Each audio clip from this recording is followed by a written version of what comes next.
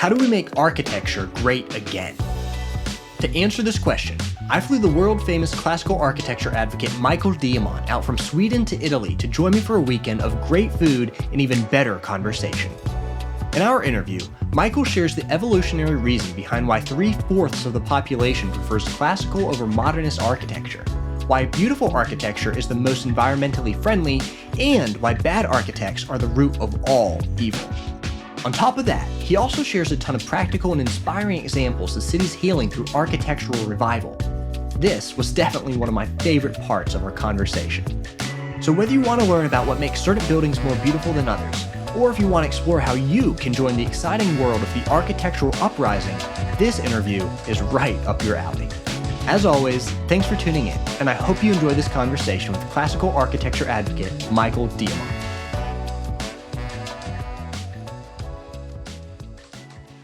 Michael Diamant, welcome to the show. Thank you very much for having me. Of course, man. So, look, we're going to be talking about classical architecture, all things classical architecture. To kick things off, though, let's go ahead and get a definition of that. What is classical architecture in your words, and how might your definition of it compare and contrast to other people's preconceived notions of what it is? A very good question. The thing is that in today's language, there are so many smoke screens because the modernists, that's a term, the term modernism has changed, the definition, what it means has changed very much during the decades and even the centuries, what it means to be a modernist. They want to create a smokescreen to make it so hard as possible for people to define what they want, what they like, and what is classical.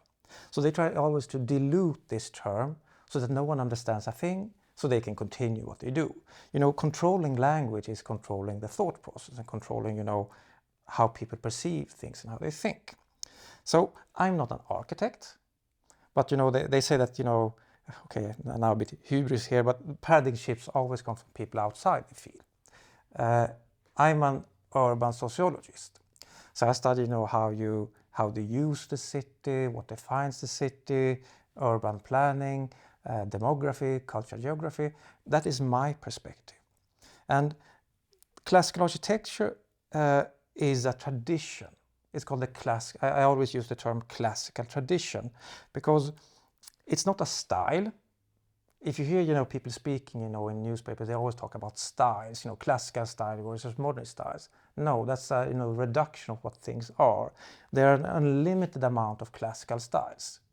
We are now in Bergamo, in Italy. If you walk the street, you'll see 20 different classical styles from the different centuries or even decades. And there are also unlimited amount of modernist styles. You can always, use a computer to make an angle a bit different and then you call it something new. So it's a tradition, and the tradition consists of like a loose framework. An understanding is how you do it.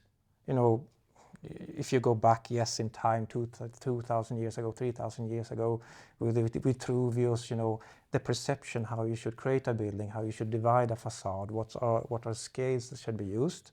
And then, of course, you have, stylistic elements. So in our culture, if you generally broadly would call it European culture, Western culture, Greco-Roman culture, you have certain stylistic elements that you decorate our buildings with. There's not one classical tradition, there are several classical traditions. You have an Islamic classical tradition, you have a South Asian, or you would broadly call it Hindu classical tradition, you have an East Asian classical tradition. They are all, the concepts are, they always, the search is always, for beauty, truth, and harmony. That's the similarity between all of them. And that's why it's so easy for us to appreciate, let's say, Japanese traditional architecture, even though we are not Japanese and we are not, familiar with that culture. So there are several classical traditions, and every classical tradition is a loose framework, how you design a facade, how you divide a facade, what proportions are there, and what ideals there are. And then, you culture enrich. And there are, timeless motifs. They are usually Greco-Roman. And then there are local vernacular motifs or motifs for our time. If you take like Art Deco, that I would call a classical style, even though, you know, it breaks the rules in a good way. You have ornament of airplanes. You know, the combustion engine was the big thing in the 30s. You know, it would elevate the world, it would save humanity from poverty, which it later did. So you decorated buildings, you know, with things that were promising for the future then, at the same time as there are many classical motifs in Art Deco. So one step in the past and one step in the future. So culture plus Louvre's framework. How do you divide a facade? What is important? What are the correct proportions? What are the correct scale?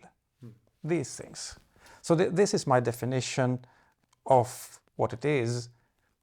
And I would say it's not my definition, you know, I didn't come up with anything, you know, it's like a understanding of what many other people have already said. And then I just help to popularize it and define it, you know, because as said, the modernists don't want this conversation, so they put a lot of confusion and smoke screens in the language in order to make people not be able to define what they want. So the most common phrase what people say, how to say, the most common way for people to expressing what they like with classical, oh, I like old style, I like old buildings. It has nothing to do with age. You know, it's the framework. We can build new with the same framework. Is that an old style building? No. So it's a lot of semantics and language and all this. I'll ask you to define what you mean by the modernists and whatnot in a sec, but in the meantime, your definition's interesting because, you know, when most people talk about classical architecture, I think they have a style in mind. They're thinking Greek and Roman. That's probably the first thing that comes to mind. But you're saying it's more of, it's not a specific style like that. It's more a framework for how you actually design buildings. And that a large portion of that has to do with the proportions of those buildings, the way you design facades, the way that these buildings engage with their environment. Could you dive a little bit more into the specifics of that? So, facade division. Okay, now my Swedish, I got a lot of criticism for my Swedish accent. I don't, do you say facade or Facade. Facade, good. So if you, a naked building could be beautiful with the right facade division. So basically, no matter if it's a building from the 1500s or a building from the early 1900s, you'll see very much alike facade division. You'll have a, I mentioned this in a lot of interviews, you'll have a baseline for the first floor, then you have a midsection, and then you have a clear roof section. The windows get smaller. So the building is very, you know, is very readable. You don't usually use one symmetry for the fenestration where you put the windows. You use some part symmetries. So you have symmetry pairs.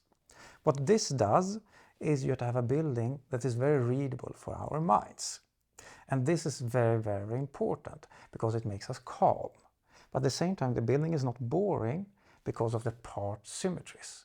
So you don't need any ornament at all, just how the facade is divided. And this is the secret of the success of classical architecture. No matter the style, if you stripped of all ornaments, they would still be beautiful just because the building is both readable and stimulating at the same time because of these part symmetries. So you find symmetry pairs all over the building.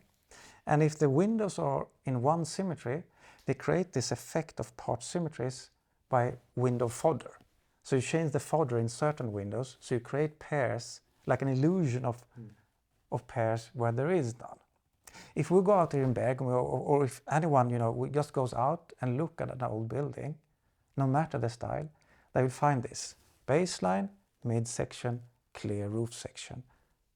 Perfect scale, part symmetries, so the building is readable, and that makes us calm. Okay. And why is it then, sorry, you know, for how to say, I try to limit, you know, because it's a subject that you can talk about a lot. Yeah. Okay, I believe in God, but you know, in a theistic evolutionary way.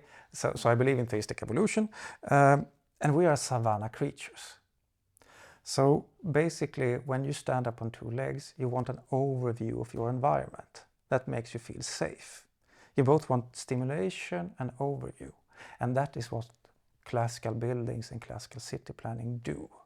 Okay. You get an instantly overview. You can read your environment. And when you can read your environment, you feel safe. That's, it's biologically inclined into us.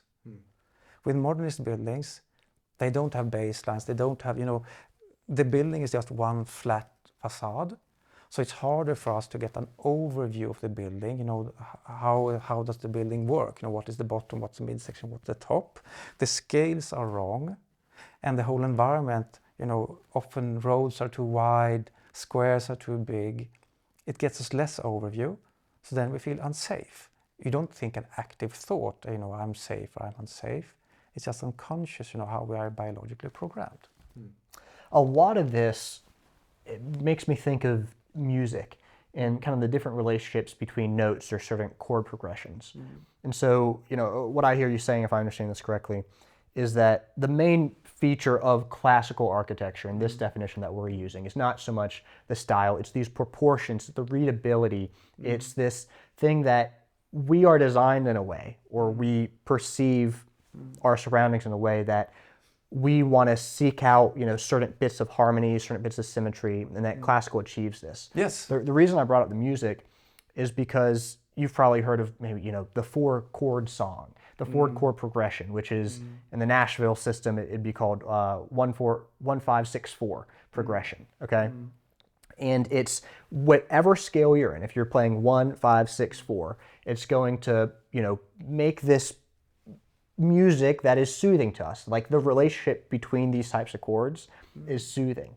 Now, in that, again, you can be in any key. You can have any type of ornamentation, any type of, guitar solos, vocal melodies, whatever you want within that.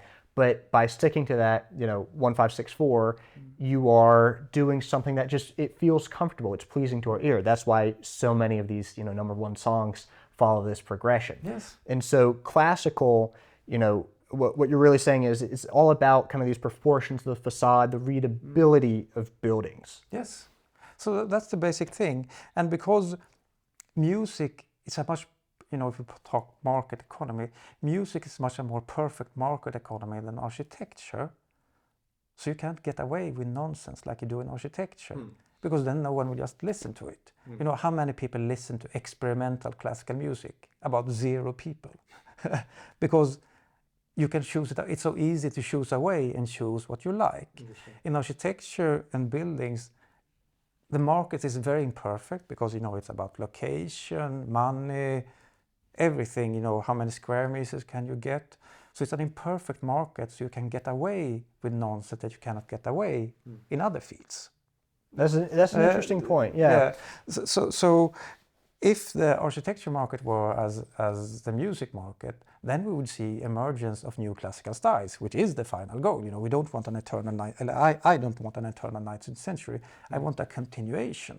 I want new classical styles to emerge because there are an unlimited amount of classical styles within the framework. So I want new styles to emerge, but they will be equally beautiful as past classical styles. Yeah. So let's talk then about what makes classical architecture so beautiful, because I think what you would say is that it's not just you or I's perspective that, oh, we like this. It's that, no, actually the vast majority of people like this, that there's something neurobiologically that predisposes us to like this style of architecture. Yes. What is that? Like, explain what makes classical architecture, or what makes, these proportions, these certain designs, these certain symmetries pleasing to us. Well, it's like, the way when I argue about God's existing, you can't use God as an objective truth in modern debate. But you can use science and you can use objectivity. And we are biological creatures. So, as I mentioned, the classical is the scales, the human proportions. These are not empty words. So, how you divide the facade and what proportions you use will affect us in a way that we feel calm and secure. There is, of course, there's a little subjective element to beauty, and there's a little,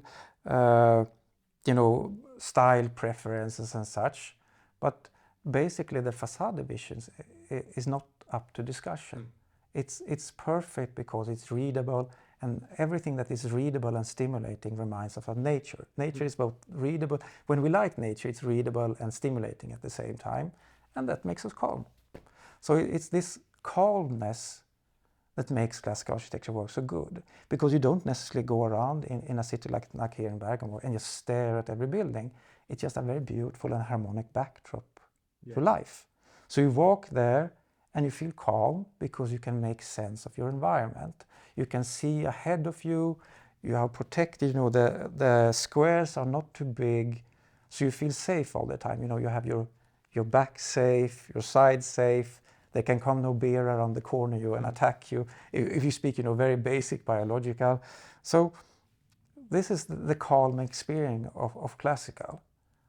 It makes sense, it's logical, it's readable for our minds, and then we calm down and we like it. And then you add, we can discuss, psychology of colors, color schemes, materials, how we are, read, how to say, the more natural materials, they remind of nature. And of course we like that more than synthetic materials. So we are inclined to like classical because we are inclined to like nature, and this reminds us as much of nature as how say, things that we can create with our hands can do. Well, it's even, the facade, if we want to start talking etymologically, there's obviously the connection between facade and face. Yes. And the proportions, to a degree, correct me if I'm wrong, are actually rooted in human biology, in the sense of, the proportions or a face of, being able to kind of read and scan your environment to say, this is a human. And you might have different preferences for color hair, different adornments, beard, no beard, whatever. But at the end of the day, you're able to see, all right, 2 eyes, 2 eyebrows, 1 nose. There's certain symmetries in the human face as well that aren't always perfect, but largely the face is symmetrical. And the same with architecture. It's hard for us to pinpoint. If you're not an expert, I hate the word expert. If you have not read into these subjects, you may have hard to define why you like something. But as soon you know where you like it when you see it, and you know what you don't like. So my eyes are in a line here. If my eye would be here, everyone would instantly feel there is something wrong. So if it's the same thing with human scale and proportions, people can't really define why they think things are beautiful, but they know that they like it and know what they not like. With the human body, if your arms are, people will instantly notice if your arms are too long or your legs are too long, because then the proportions that we are aligned to like are not correct anymore.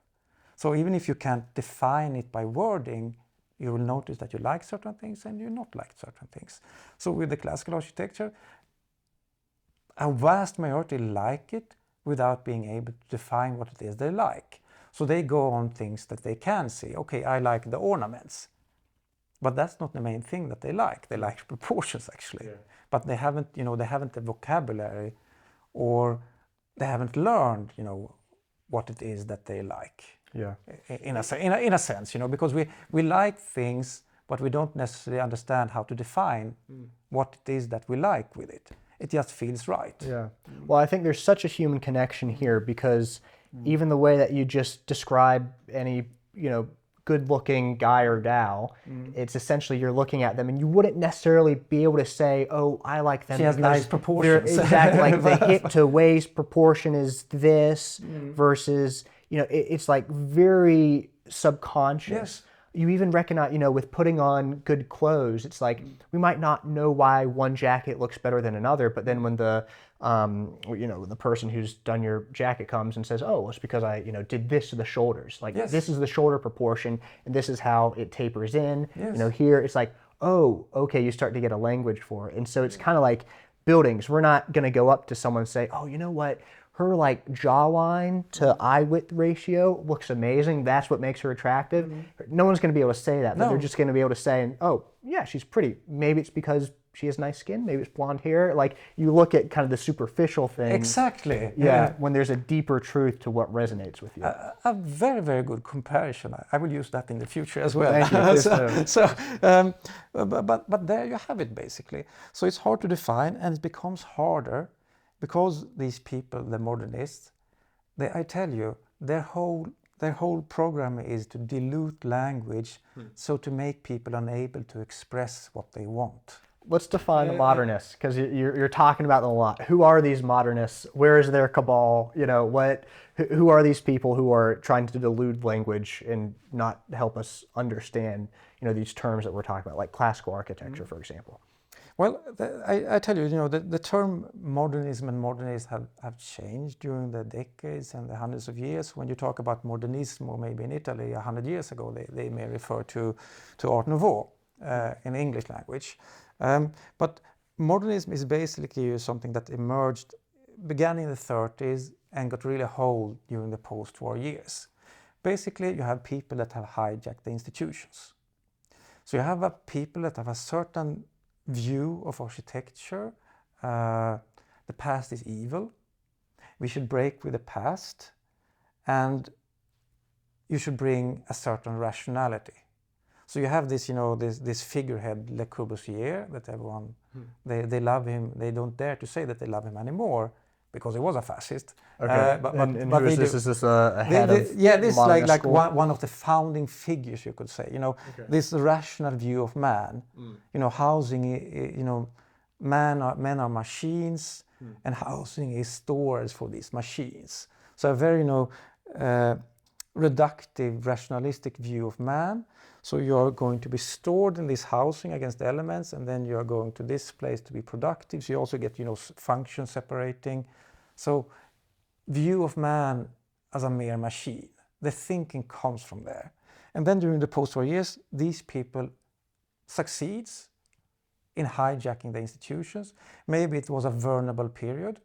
There's no natural law why they succeed. You cannot blame, the war made we want a fresh start. That's just nonsense. They just succeeded in hijacking the institutions and became popular. And then, they got accepted, and then they pushed out people that didn't think like them. And then the system reinforces itself. So you get a selection. Only people that aspire to this ideology will become professors. And then we also get a self-selection of students after a while. That only students that like these things, these strange shapes and such, they are the only one that apply. So this modernistic ideology is more like a religious sect almost at every school, because you're taught certain dogmas, and you're taught heresy, and you're taught wrong think, and you are never allowed to look back. You're never allowed to. The biggest crime you can do is to look back and learn from past experience, past 2,000 years of experience. So that's why they always make so many mistakes. I live in Sweden, it rains a lot, yet new buildings have flat roofs. So we have water leakage. But ideology is more important than reality. So we still continue to build flat roofs and get leakage. So it's like it's a cult of progress, but the most important attribute for any building is that it's new. And new, you have a very limited, what you can do, how to create this new. So that's why you get, these crazy shapes of buildings, because then it's new. Is it good? Doesn't matter. That's not the most important attribute. The most important attribute is new. No one ever built like this. Yeah. So let me be kind to the modernists for a sec to try to give them at least the benefit of the doubt. I do think the post-war period is interesting, and this now is pure speculation on my behalf, but perhaps rooted in this idea of man being able to be a rational animal, is being able to have people merging from the destruction of war to say, what, if only, we were educated enough, we could avoid this in the future. Like, if only we do these certain things, then we can progress as a species. And so you have people maybe, originating from a good spot, kind of having this this ideology at the roots. Like, that's what they're thinking. We're going to treat man as a very rational kind of material species, because if we do that, then we can manipulate the materials and, treat rationally with man to have him arrive at a more prosperous future. But then, of course, that's something that may have started, I'm not saying it did, but may have started with good intentions, gets drawn out. When you take it to its logical conclusion, you only start to see man as material. There's no spirit, there's no joie de vivre, there's no essence to life that goes beyond just living, breathing, eating, reproducing, producing, these sorts of things. Exactly. And so that's why you get, absolutely brutalist architecture that really looks like, this is just pig pens for humans. Like these are rat cages that people live in, is what a lot of, modernist architecture looks like. And so man should change after the ideology and not the other way around. So it's a very big similarity with communism, you could say. Communists also have very good intentions. It just doesn't work with with how we humans are. So in the end they had to use, they thought that people would voluntarily subject themselves to communism, but no, people don't work like that. So then they had to become a dictatorship and suppress people and try to indoctrinate them for 70 years, and it didn't work anyway. And the similarity with communists also is that it hasn't worked. Now, modernism hasn't worked for 60, 70 years. Communism, and planned economy didn't work from the start in the Soviet Union. There was shortage of everything. Yet they continued because of ideological reasons. So they continued despite that everyone saw that this economy doesn't work. It only produces shortages. Yet we continue because of ideological reasons, and that's the same with modernism. It's an ideology that began probably with good intentions. We should create a new man, new peaceful world, yada, yada, yada, and we should become rational and make progress for people. And then the only thing it doesn't fit man, because man is not a rational creature, and it's also very reductive to the human experience. Now, one quote I want to cite you. You've said in an interview, the whole reason why the modern world is ugly is not because of construction companies, it's not because of politicians, it's 100% architects. The fault is entirely theirs. Yes. Can you explain this quote? Yes, because it's true. The thing is, construction companies are profit maximizing. They have no ideology. They don't care if they build a grand palace with towers or if they build a square box. And they were like that 100 years ago. They were like that 150 years ago. Do you think the people that built the great European cities, Paris, that they were not greedy developers? They were super greedy. And the capitalism was even worse. There were a lot less, the regulations. The cities had to put some regulations, though the courtyard has to be this big to get some sunlight in, But they didn't operate in a time of relativism, and every architect and city planner and official was classically trained. So then they built, with great profit, they built these amazing cities that we love. So they haven't changed. They were super greedy then. I have no problem with that. And they are super greedy today. So, and politicians haven't changed that much either. They had more backbone then. And they weren't afraid to tell what's beautiful or not. So what changed is the architecture profession. And, architecture is driven by, there is a discourse. Every field has something called a discourse. It's a sociological term. It's the frame of the conversation, what we allow ourselves to do. We can do everything. We can build a perfect copy of a 16th century palace if we want today. We have resources, we have everything, we can do everything. It's what we allow ourselves to do. So the discourse is the talk, the frames for the conversation about what is architecture if today. And who defines that? That is, of course, the architects. So if you look at the architecture magazines, what buildings do they promote? What buildings are you taught to like and not like in architecture schools? Why do 99% of modernist architecture, why are they against building classical? They set the framework, what is, architecture of our time, and that's why architecture of our time is very ugly. Then they often blame, but the developers doesn't give us free hand to build our crazy things. Yes, that's also because of you. Because what modernists did, they did many things, but one thing is that they introduced relativism. There is no objective beauty. It's just eye of the beholder. And if you're a greedy developer, like always, then there is no objective beauty. So let's build this concrete box, because you may think it's ugly, but in my view, it's beautiful. So the modernists have given a free hand to developers to build anything as ugly and cheap as possible, because it doesn't matter. Beauty is just in the eye of the beholder. And they use it. Every time you see criticism of a new ugly building, the construction company just, architecture has always made a lot of debate. It's just subjective, So they shoot themselves in the foot. Also, they also did another thing, when it comes to developers or anything that you sell, you can sell it by you can make a profit maximize in two ways. One is to cut costs. The other alternative is to bring extra value that you can make, that you can sell things for a higher price.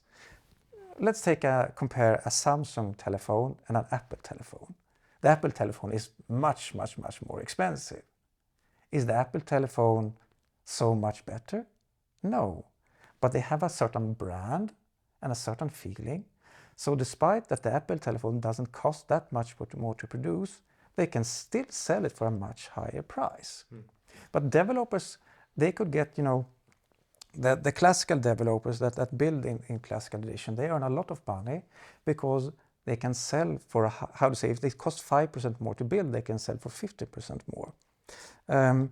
But if the architect that comes to you is a modernist architect, he cannot offer you any value that the clients will pay more for.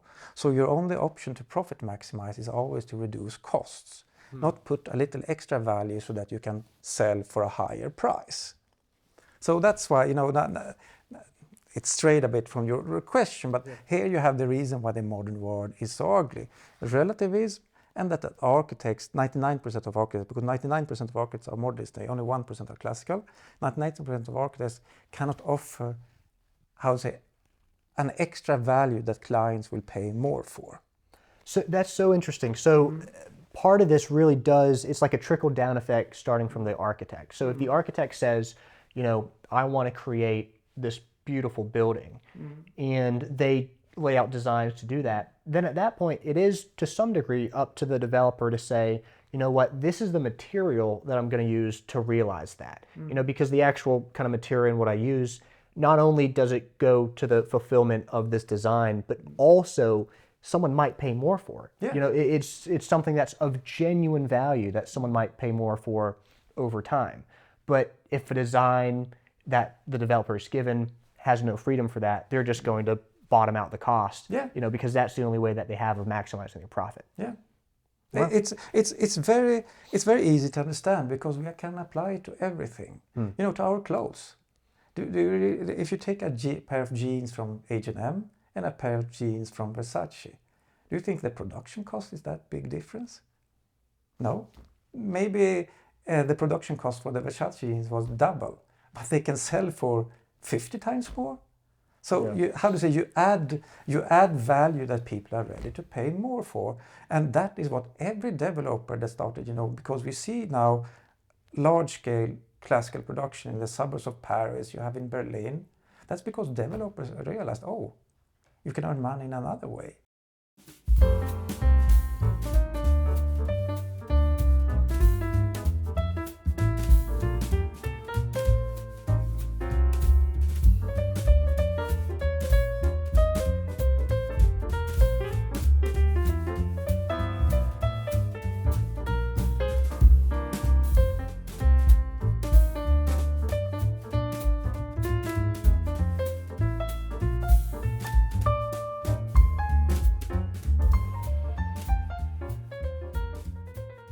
All right, so we're talking about developers. To what degree, are the constructors also involved in kind of playing this game that they know is going to end ultimately poorly for the building that they're making, in the sense of it's almost this planned obsolescence? They're like, okay, yeah, I'm fine to design or to build a very ugly building because I know you're just going to knock it down in 10 years and I get to build another one.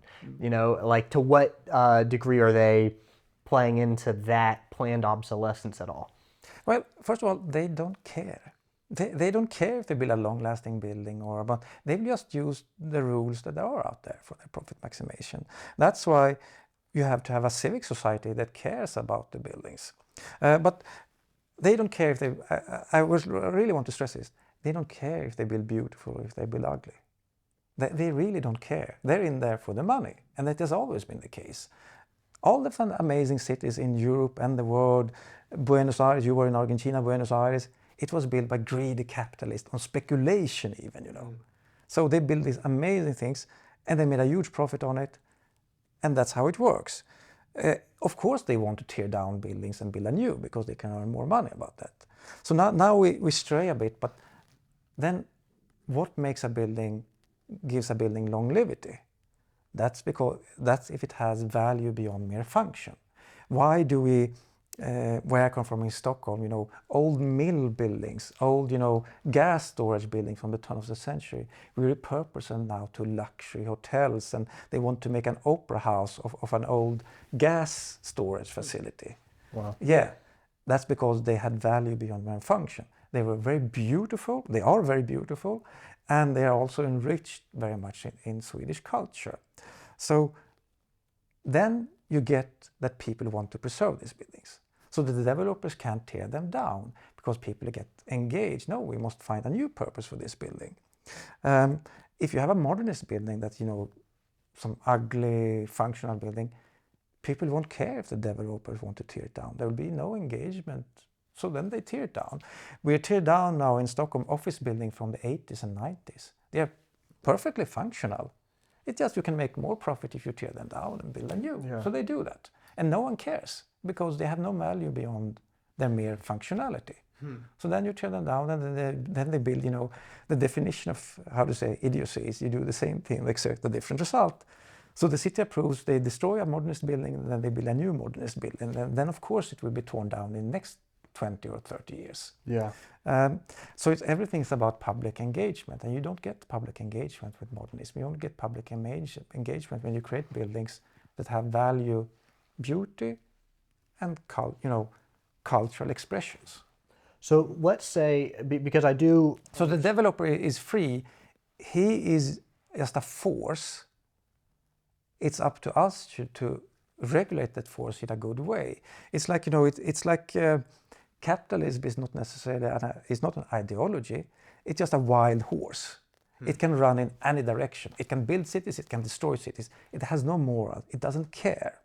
But if you put the horse to a plow, it can plow a field. But if you just let it run around, it will trample and destroy the field. So what's the equivalent of the plow, in the world of architecture? Is that the architect? That is the architect, the discourse that the architects create commonly in their magazines, in their education, in their conversation with society as well. That's, that's how architecture is created in our minds, what we allow ourselves to do. And then it trickles down to the rest of society. So it's setting almost the parameters of the conversation. Yes. And then the developers relate to that. Okay.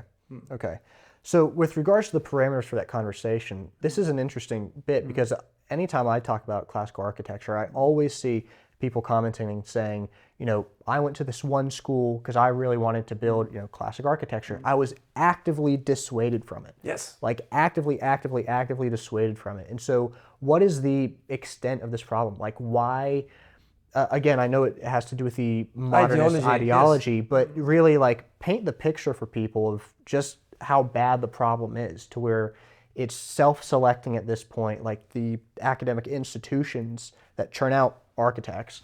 Modernist architects. Yeah, modernist architects. They're just self-selecting to paint that picture for people to understand what we're actually dealing with. So in 99.99%, there are a handful now of classical architecture programs, but in 99.99% of architecture schools in the entire world, in every country, you have modernists that are the professors and the teachers. And it's not only that they only will teach you modernism, they will, actively work against you if you have intentions that you want to draw something classical. They will not they will not approve you. You will not graduate if you want to do classical buildings. And why is that? Like, let's say someone's listening to this and that's a conspiracy. Someone just says this is a conspiracy. It really sounds like a conspiracy, but I challenge everyone to have a 5-minute conversation with your average architect and you will understand that it's not a conspiracy. So this ideology, it penetrates, they become almost like a cult where there are certain rules, there are blasphemies. So they will actively steer people towards modernism and they will reject those that want to do classical. And then those people that will apply, they will become new professors for every generation. So those people that will apply to become new professors in the institutions are the ones that already have been approved by previous professors and just reinforce the system for every generation. So everyone that is interested in becoming a classical architect now, most young students don't know that you can become a classical architect. So they go for other things, like gaming development. Have you seen all these fantasy games that we have? It's magical classical words they create. They seldom create modernism, Everything is classical. They create this amazing classical landscape. Or, animation. You create classical fantasy there because they cannot go to architecture schools anymore, pitifully. So you have this system. Some of the first year students are still, more open-minded, but gradually you get indoctrinated that this is the only way. You should never look back. You're not allowed to look back.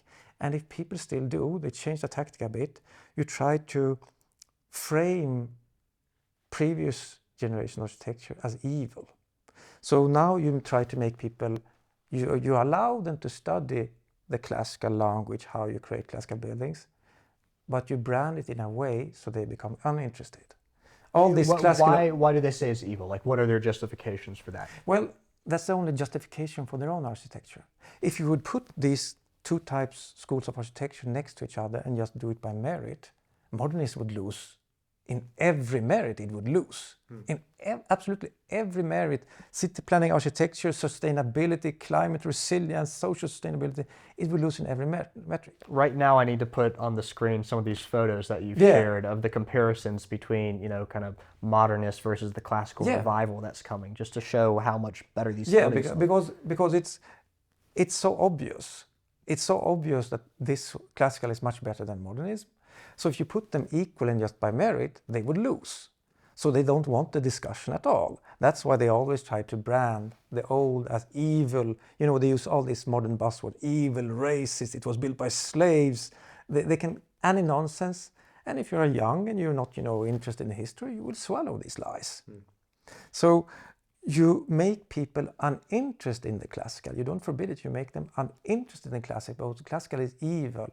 And the only way is this future of this architecture that is somehow progressive. I don't know why it's progressive to build architecture that people hate, but that's how they brand it, So there's only one way, it's this way, don't look back. And they always try to, I don't know what the English word, in Swedish we call brown smear. They always begin the debate, because they don't want a debate, they always try to kill the debate by associating you with far right, Nazism. It's like, it's very, very strange, Why would if you want beautiful architecture for everyone, are you far right extremist then? And is it even a right issue? Is it even left or right issue? It is not. But that's how they brand it, because they don't want the discussion. And I tell you, all this can sound like a conspiracy theory. Try it. Speak to your average architect for 5 minutes and say, I would like to build new classical architecture, and see what they reply. They will reply that it should not be done, it's far right, it's reactionary. They will use all these, code words so that you will not, they don't want to persuade you. They want to persuade you not to allow yourself to like these things, because no one wants to believe that you're a bad person. And if you associate classical architecture with these bad things, then you don't, even if you like it, you will not dare to express it or even think it, because you don't want to be a bad person. So that's the mere tactics. So have a conversation with your average architect, and you will notice that it's not a conspiracy theory, it's true. And also I want to, and this we will share with people that watch this episode, I will give them a very easy test. I made a slide, I will share it with you later, that I used for a presentation. I put up a very beautiful classical building, and I put up the old school of architecture in Stockholm. It's a horrible concrete building. And everyone can use this slide, print it, and then you go to 5-year, not the first year student, but 5-year student or 4-year student at any architecture school anywhere, and ask them, what of these two buildings is the most beautiful? If you ask a person on the street, they will instantly say that the classical building is more beautiful. If you ask a 4-year student at any architecture school, they will not be able to say which one is more beautiful. That is the ideological interpretation. And I challenge everyone to try this one. everyone should really try this one. So we should supply the material, and everyone can print it, everyone can go out, ask any person, any non-architect, doctor, carpenter, any profession, any demographic, ask them which of these two are beautiful, and then you ask the same question to a 4-year student or a practicing architect, which of these two are beautiful. Yeah. And then you'll see the modernist ideological indoctrination firsthand. Well, look, I mean, what you're saying is so much at the heart of a lot of different topics in our culture now, where it seems like there are some things so stupid that only educated people can believe. Yes. In the sense I think of Thomas Sowell said that in a very good sense. You have to like really repress just a gut human instinct. And some of it, look, I get like just the philosophical wanderings. This happens kind of in common sense philosophy. Like, what is a table? We can ask that. Well, is a table defined by the surface? Is it defined by the legs? Because I know other things that have legs in a surface that aren't a table. And you can almost think yourself out of making any excuse to why this is not a table. Yes. But at the end of the day, any person off the street could tell you, yeah, it's a table. Yes. And so it's like there's this degree of education that gets you to the point where you can't actually say just what is common sense. But one of the best ways, you get dumbed down. You get more stupid by, it's horrible to say, many people, now I will reveal something here, I get questions from students, that want help, architecture students and such, and everyone believes that I'm a professor. And I'm not. Now I will really shocking revelation here. My maximum education is bachelor. Wow. Yeah. You're so ignorant, Michael. Yes, I am so ignorant. And I'm in this field, I'm very proud of it. Because the more if I would study more in architecture and urbanism, I would be less knowledgeable, not more knowledgeable. Because then you happen more and more in this ideology, and then you get into more and more nonsense. If I follow many architecture pages and urbanist forums, only academics can come up with such stupid things as they do there. Yeah. It's really like, have you lived in real life? Yeah. Because they never think of, always when you do urban planning, you have to think of something called unintended consequences. And these people never do. So, you should build green walls. And then you realize, but insects love these green walls. So you open your windows and you get a mosquito swarm inside your home. So then what they did, it was very funny, it was like somewhere in China when they built this vertical forest. So they did a very pragmatic Chinese solution. They sprayed everything with DDT. So they killed out mosquitoes. But this is a green building then. So and do people want to sit on their balcony, have their morning coffee, and then like a bug lands in the coffee, So these people never think. And I saw also in urbanism talk, I saw someone, we should plant more fruit trees so the homeless can eat. It's like, okay, first of all, the fruit, it doesn't bear fruit all the time. And why do you think the homeless will go there and eat the fruit? And they will only be for like 1 week, and most of the fruit will end up in the street and rot.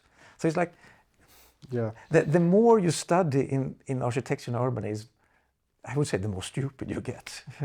Because you lose very much everything common sense is just thrown out of the window. And it's because the common sense is jettisoned because you're faced with arguments that sound, when you hear them, they sound thought out, they sound rational, they sound reasonable. Like, okay, someone's put thought into doing this argument, maybe I just haven't thought deep enough, but it's actually pulling you away from your just gut instinct of what looks good. So also it's a, sorry for interrupting here, but it's a part of the modernist thinking that you can only look forward. Because, creating all these marvels that we see created a lot of thinking. Maybe they already thought about this before. Why didn't they do it before? They created amazing cities and they didn't think about this. They didn't do this before. Everything has been tried and tested and thought up already. So if you just open a book, maybe you can read why we didn't plant fruit trees on the alleys or something, You can just, you can learn things by just studying what they did in the past. But in modernist thinking, you are never allowed to look back. So always forward, and that's why they make mistakes that they haven't done before because they already thought it out.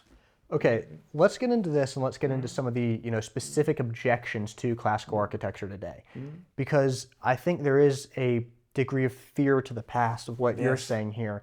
And maybe it's because you can't look to the past, because if you look to the past, you could unknowingly, align yourselves with fascists, with colonialists, with like these buildings, they were built from slavery, were they not? And so let's get into that. I mean, to what extent do we only have nice buildings because of the legacy of colonialism, because of slavery? How do you respond to that? Oh, first of all, it's just pure nonsense. It's part of the modernist scaremongering for making people not allow themselves to think that they want classical or express that they like classical. So it's like it's pure nonsense. We begin with that. 99% of classical buildings were built by free laborers. And most modernist buildings today are built by very exploited workers in India and China. And of course in the Middle East. So like the classical is not, the building methods. And most classical buildings were actually built not in the antiquity or in the 1500s. They were built in the late 1800s and early 1900s. Even in Europe.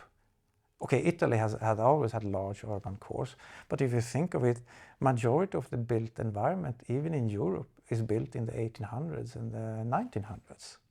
So, free laborers. Of course, they didn't earn as much as today, but they were free laborers. It was slaves that built it, so that's just nonsense. And what colonialism? There were no. Of course, there were multinational states. But it was not because of colonialism that we built. We built this because this was the way that we built things. And colonialism itself is a very troublesome subject because it reduces people and it reduces, every nation, there is no people on this planet that is free from sin. Everyone has had empires, everyone has had slaves, and everyone, were actually proud of it until we taught them that they shouldn't be proud of it. So, what is, if we talk about, discovery of the New World, at the same time, Constantinople was conquered. That became to the modern Istanbul. Are the Turks not proud of that they conquered Constantinople? And made it, aren't they proud that they conquered the Byzantine Empire and made it from a Christian to a Muslim state? I'm not against it, I'm not condemning them, but why are they allowed to be proud? What is, one of the most famous buildings in India, Taj Mahal? It's not a Hindu monument. It's by the Afghan conquering dynasty, Afghan Muslim conquering dynasty that built it. Is it a colonial building that should be torn down? Why is it only colonial when Europeans do it, not when everyone else does it? And when you think of it, we are all the same, we are all humans. It's not good to conquer other peoples, but it was, it was the natural thing to do for 99% of human history.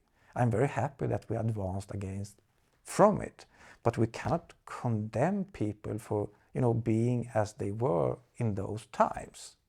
It's very anachronistic, and in the same way we condemn ourselves as well.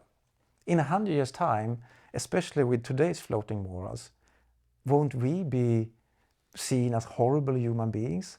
Should everything we have done be thrown to the pile of rubbish because we were so morally reprehensible compared to people that will live in 100 years from now? It's absurd. Yeah. So when you view history, you should take the good from the past and reject the bad. So we take the teaching, we take the philosophy, the religion, the architecture, all these are good, so we continue with them. And yes, slavery is not good, so we don't continue with that. Racism is not good, so we don't continue with that.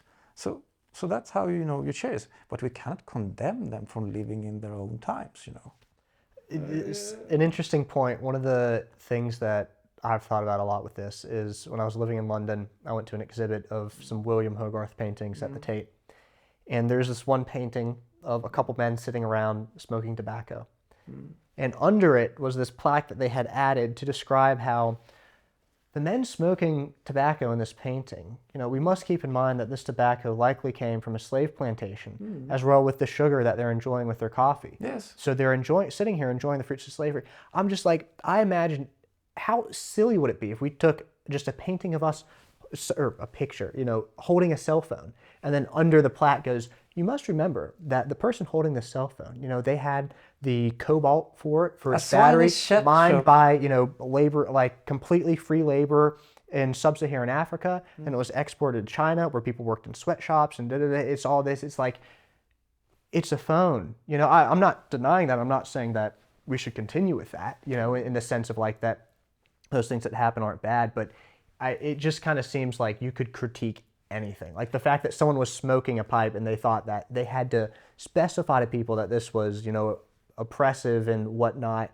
It feels silly of like, yeah, we all have phones and shoes, like Nike. Look at how they do their factory stuff. It's like you wouldn't put a plaque under every picture of someone wearing Nike being like, well, we must consider that XYZ, part of it's just the time. So you see, that's how you make people uninterested in the past, because you condemn the past that these were moral evil beings. So then we shouldn't learn anything from them. So that's how you condition people, and that's very much what you do in architecture. Every time has its sins. Our time is no different from previous generations. We try to imagine that it is, but we still have so much oppression in the world. There's war in the world. There's famous. There's injustice, and that as long as we humans exist, this will unfortunately be the case. So it's just ignorant and stupid to try to frame, every human experience in the past as one of oppression and oppressed and such. That's not how people lived. Even the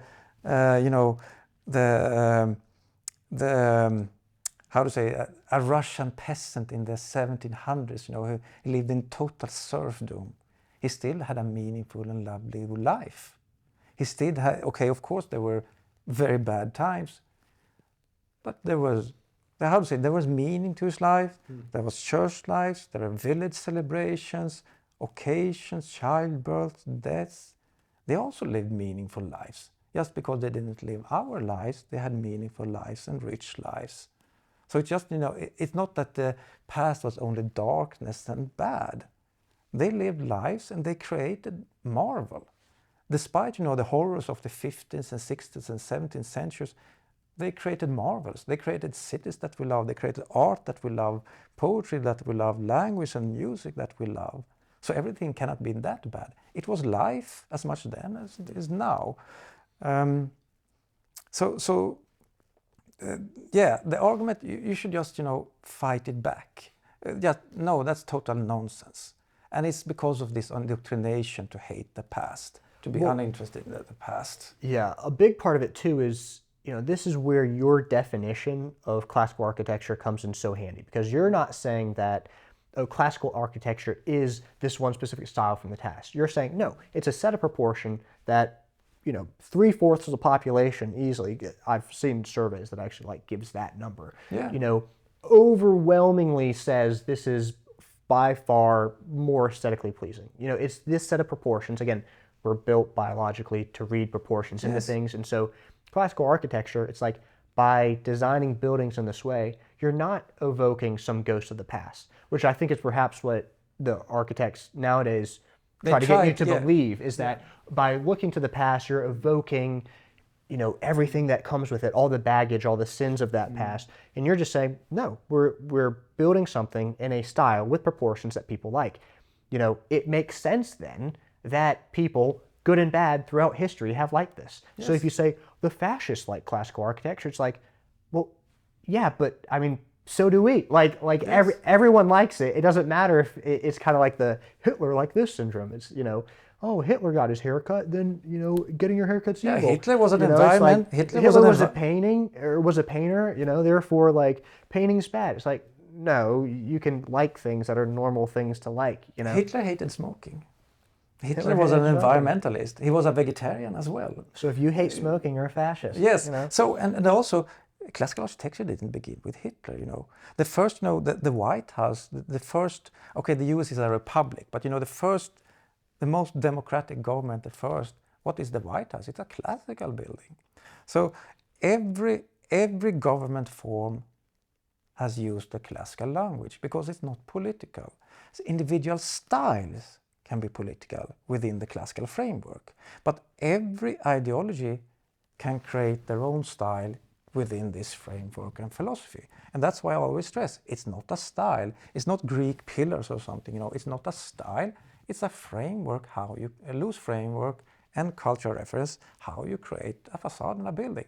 That's why left can build classical, right can build classical, religious can build classical, secular can build classical. Any ideology that you want can build in this loose framework and this tradition. And they have done so in the past. Stalin classicism, if something, Stalin was very much in favor of classical architecture, and he created, Stalin empire style even, too big proportions, it was a bit like the Nazism, it was very much, gigantism, too wide allies, so they removed from the human scale, but that was on purpose, because they want to reduce people to a collective and not to individuals. So everyone can find something in the classical tradition and make it of their own. Just use the framework, the facade division proportions, and then you can decorate it with your stylistic elements. You can put ornaments that reflects your ideology, your vision of the future. Not a problem at all. And to frame all this as, right wing or evil is so strange because it's very humanistic. You want to build people for everyone, architecture for the poor, for the rich, for the middle class, that people relate to and like. Is that reactionary? Is that conservative? I think it's very humanistic. Compared to modernism, modernism is supposed to be democratic and free from all this historic baggage. In what way is it good for people to live in these ugly, inhuman buildings? Is that progress to build in this way that people don't like? I can't. The architects are like the CEOs of big tobacco in this sense, of that they don't use their own product. It really is like classical architecture is more humane in this sense because you're creating things that people love to be in naturally, whereas these modernist atrocities are things that feel like they strip you of human dignity. Again, there are times where they do feel like just rat cages that you're just supposed to go in and live your life as a material being and nothing else. But you don't see the architects living in those same buildings. No, and that's the fun thing, because we see it in Stockholm very much. The thing is that all our old working class districts from the 19th century is today inhabited by upper middle class. So if you're poor in Stockholm or working class, you have to live in modernism because you are priced out from the old working class districts because they have been occupied, because they were so good built so that upper middle class lives in them. In one section of Stockholm, one island called Södermalm, over 1% of it's 140,000 inhabitants, over 1% of the working age population are architects. And every third Swedish journalist lives on this island. So they love modernism, not for themselves, of course. So they love to live in classical quarters, in classical buildings, in classical environments. They want their offices in classical buildings, and they even made research about this. Yet they build modernism for others. And this is so, you can see it with so many of the star architects that they live in classical buildings, but they do modernism for others. And it's such a cognitive dissonance that they don't even notice it. But that way we had they made a research in the Swedish professional magazine for architects, where do architects live? And 12% of the Swedish housing stock is built before 1930, yet 24%, no, I think it was 26% of Swedish architects live in buildings built before 1930. So they are more than double overrepresented in classical buildings, and that's even more interesting because architect is not, one of the most well-paid professions. They are ready to put more of their income on living in classical architecture than other people are, that they do modernism for others. It's very telling in so many ways. Well, let's get to some objections as to why they might do that. I'm sure you've heard this one. It's expensive. They design modernist architecture because it's too expensive to build classical. What's your response to that? Because it's total nonsense. Because the classical, when they talk about classical, because they don't understand it, they believe it's golden ornaments. You know, it's cherubs and silver and you know, no, it's the facade vision and proportions. You build, most classical buildings that you build today here in Europe, they are built exactly as a modernist building. You have concrete modules that you put together, and then the facade is just this thick. Is it authentic? I don't care. I don't care what the inside is of the structure. Maybe I'm wrong in that. Like, do you care about the engineering or the engine of the car that you drive? You care that the prestanda, you know, that it's a good, it drives good and it looks good. You don't appreciate the engineering, or you don't appreciate the inside of the car. And I as an urban sociologist, I'm the same when it comes to building. Of course, I want it to be built in a durable way, but I don't care if it's a concrete shell or if it's massive brick building.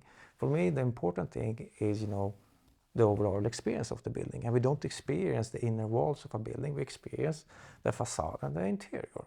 So it's produced, they are built in the exactly same way as a modernist building.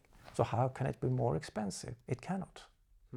But you've seen, correct me if I'm wrong, I mean, you've seen, to show just how much of this is ideological, you've seen people come in with proposals that cost less, that are classical, and get rejected in favor of modernist, you know, options, correct? Oh, yes, I have. And the interesting thing, even when people are ready to pay more for the classical, it's always modernist architects that are opposed. The public is never opposed to a new classical building. It's always the architects that are opposed to new classical buildings. So we have many interesting cases in Stockholm, Sweden, where, you know, they reject, even if people are ready to spend their own money, the municipality will reject their proposal because it's classical. And this is not unique for Stockholm or Sweden, it happens everywhere. In Estonia, a small Baltic country, they have a very good classical architect, and, you know, a developer tried him, and they built a building, and it sold out record time. Never has a building sold out so fast in the history of you know, post-independent, you know, Estonia. So of course the developer think, oh, this is good business. So he built another one. He built a third one. He built a fourth one. And they all sold very, very well. So he wanted to build a fifth one. But then the Modernists had enough. So they went, because they are much, much more numerous and they have their connections. So they went to the municipality and they forbade new classical apartment houses because it could confuse the public if they couldn't see what a new building, which building was a new and which building was old. So in a sense, they don't care if it's good or if people want it. They hate competition, so they always try to forbid it. Yeah. So it's never about costs. And the classical building can of course be cheaper. It's definitely cheaper in the long run. It can be cheaper, it can be more expensive. It doesn't matter. What matters is what the client is ready to pay for it. And the client is ready to pay, especially certain demographics, you know, the upper middle class and upper class, they're of course ready to pay more for beauty. That's what they already do. They buy the existing stock. But of course they could pay for a new classical building that maybe have more modern conveniences at the same time you have the classical beauty. But they are not allowed to in so many cases now in so many countries. Look, so much of this, I believe, is rooted in just pure and utter narcissism. Yes. Because I really think it comes down to, you know, people perceiving classical as a threat. People, by which I mean architects, perceiving classical as a threat because people would choose that over their own designs. Yes. You know, and they don't want to give up their sense of individuality. And I know this sounds harsh, but I'll give a very practical example of where I, you know, lived through the same thing in a different field of graphic design recently. So I had a sheet that I needed to get designed, and I laid out the instructions to the designer. I've worked with this person before, and said, hey, I need you to go in, do this, you know, make it look good. He gives me back something that's completely not what I asked for. I was really surprised. And I said, why did you do this? And they said, oh, I thought this looked better. I said, it doesn't look better. I just paid you to do this other thing. You know, I know what's going to sell. Like, trust me, I'm the person selling this. I know what has to sell, what it needs to be like. and he said, you know what, yeah, I'm not going to do it. Mine looked better. I was just like, holy crap. First of all, objectively, it did not look better. But also, it was this, it was solely rooted in ego. Because I'm literally like, dude, I am paying you to do this one thing, something that you've done before for me. I'm paying you to do it. And he just flat out refused. Mm-hmm. I'm like, I'm trying to give you money just to do the thing that I want you to do. But at the end of the day, for him, it was rooted in this, narcissism. Yes. Of saying, I don't want to do that because I think I like my style more. And you're absolutely right. And this is the case with modernism. It's a part of their identity. They are so invested in this identity. So they rather double down than acknowledge that they were wrong. Mm. I come back to communism, and I've made this example very much. If you were 60 years old in 1991 in Soviet Union, in Russia, and you were told that everything you believed of in your entire life was a lie. That's kind of hard truth, Yeah. You could get a personal crisis, for less. So what happens? People double down instead. No, it wasn't wrong, it was right. So they don't have to, acknowledge this personal crisis that everything they believed in was a lie. And it's the same thing with modernism. Even if they start to believe, oh, maybe this is wrong, it would be so painful for their self-image and their identity. So they won't. Yeah. They will double down instead. So that's why you really need to create like an exit program for modernism. How can you exit with your pride intact? How do you make that, the psychological transfer? And we thought about it, maybe we should do like, like rehab for recovering modernist architects. No, we see it how they do. What is the 15-minute city that they talk about? It's a traditional city. Yeah. But because they are modernists, they cannot acknowledge that they've been wrong. So they try to invent something new so they can keep their honor. So now we have the 15-minute city, but every city has been a 15-minute city, all traditional cities are 15-minute cities. But no, we came up with something new. So they try to take classical things and rebrand them as new so that they can keep their honor intact and their self-image. Because I don't like them, I personally don't do anymore. I've been insulted so many times and called a Nazi so many times. So now I take no prisoners anymore.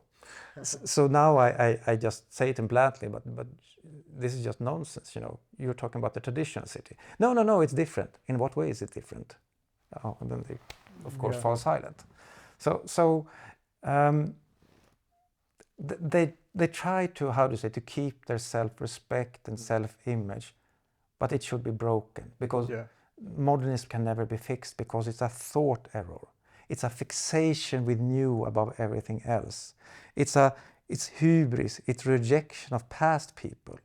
People that lived 100 years ago were as intelligent as we are today, maybe more intelligent. Yeah. People that lived 200 years were more intelligent, definitely, than we are, because they could create all the marvels that we still cannot replicate without computers, without even proper paper and pencils. The tools that they used to build the Duomo in Florence, it's like, okay, you made this very exact, very amazing building. With what? Yeah. Yeah. With what did you do it? That is remarkable, and yes. I think so much of this too.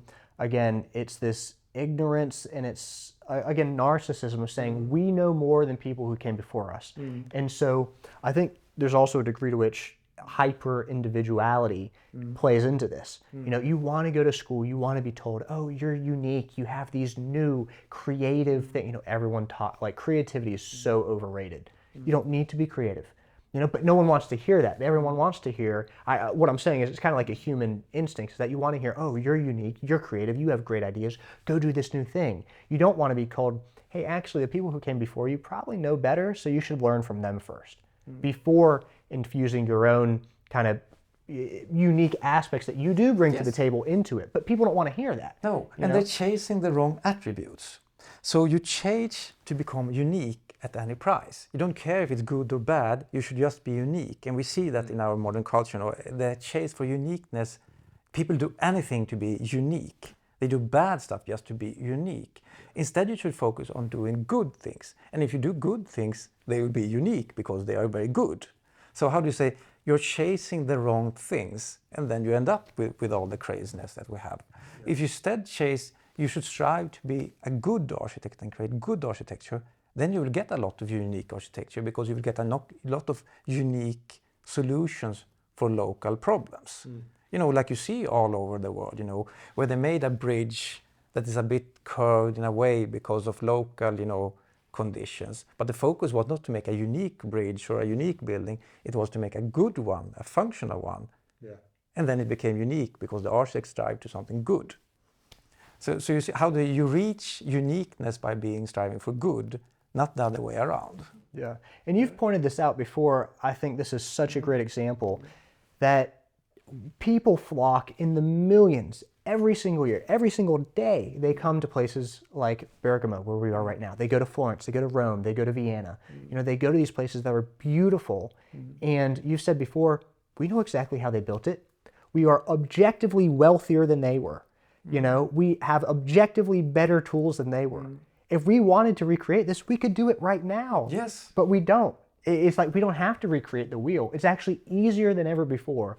All you have to do is take a note from the past. It's like, you want good city plannings? Look at how these people built great cities. Yeah. You know, you don't have to come up with some new notion. No, you do best practice. And the best thing is, you know, especially in the 19th century, everything is very well documented. How high should the buildings be? How wide should the street be? How should the logistical flows be? How do you make a good grid? Everything is well documented. I said it there's a very mean Instagram clip of me when I said, you know, 99% of architects and urbanists are idiots. And they are not idiots because they are unintelligent. They are idiots because they are ignorant. And why I would become a better architect in urbanism? Not because I'm more intelligent, definitely not. Just because I allow myself to study, you know, okay, this area is lovely, this is nice, let's do reverse engineering. Yeah. I think we've got that might be my phone going off. Yeah. Hey, hit the side of that. Make sure, can you put that, silence that? So it's very mean of saying it. Yeah. But this is the case. You know, do reverse engineering. And all the documents are there. Every city archive in every city, there is well documented, the grid plan, the street width. Nothing is good by chance. Yeah. It was not, you know, some random cluster of buildings. All the cities are very well planned, especially the 19th century city. They thought of all the things that we think of modern city planning, you know, logistical flows, hygiene, sanitation, everything they thought about. Because these are big cities too. I mean, Vienna is a big city even to this day. It's not like people might say population growth has increased exponentially, and to some degree that's true, but really like the foundations in these cities, you know, were close to the same thing. Yeah, Paris, London, Vienna, Berlin, they had millions of inhabitants in 1910. So they were, of course, and they weren't, you know, the modes of transportation weren't as effective as today. So they had to create, you know, good logistical flows, everything, all the problems that we fight with today, they had to solve them, and they did it excellently. So just study how they did it. Oh, they made cities that we love. Maybe if you just read what their thoughts were, we can get some, you know, information. So if you allow yourself to do that, then you can create a good city.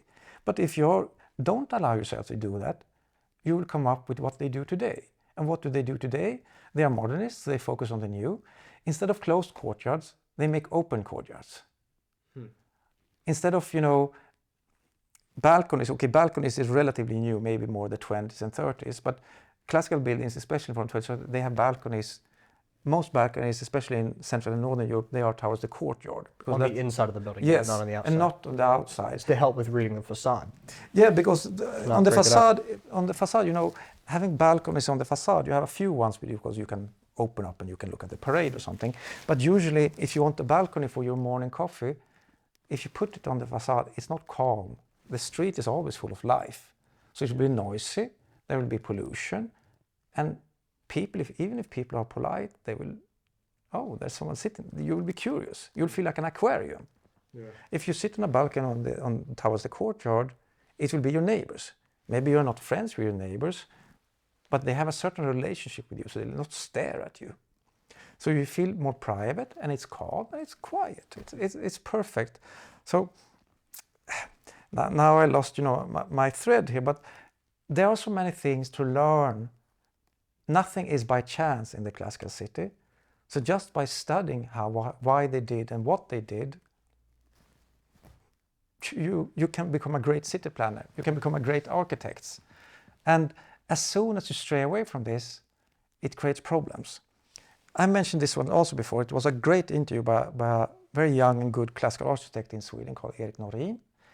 He mentioned in an interview about the city of Bergen in western Norway. It's a very rainy city. It's close to the Atlantic coast, so it rains constantly. So all the classical buildings, their facades are a bit tilted. They are tilted forward. Why is that? No one remembered, but they just built it that way. So what did the Modernists do? They stopped, of course, building this. They made flat first. And then they noticed, if you build tilted, all the water will follow the facade and go to the bottom section. So all the damage to the wooden facades will be on the bottom section. So it's much easier to repair the building. If you do flat building, the damage will be all over the facade, and it's much harder to maintain the building. So you have so many things in the classical city that we don't necessarily understand why it is there. It's just when you stop doing it, then you notice, then all the problems come. Yeah. So that's also a part of the tradition of all the wisdom, thousands of years of experience. And as soon as you stop doing it, then the problems arise. As mentioned in the beginning of the interview in Sweden, we built with broken roofs for 2,000 years, and then we stopped it, and suddenly we got leaking roofs. No one understands why. No one knows. It's a complete mystery. Yeah. Well, look, Michael, I think this is a decent point for a stopping point. Let's take a quick break, pick back up in 5 minutes.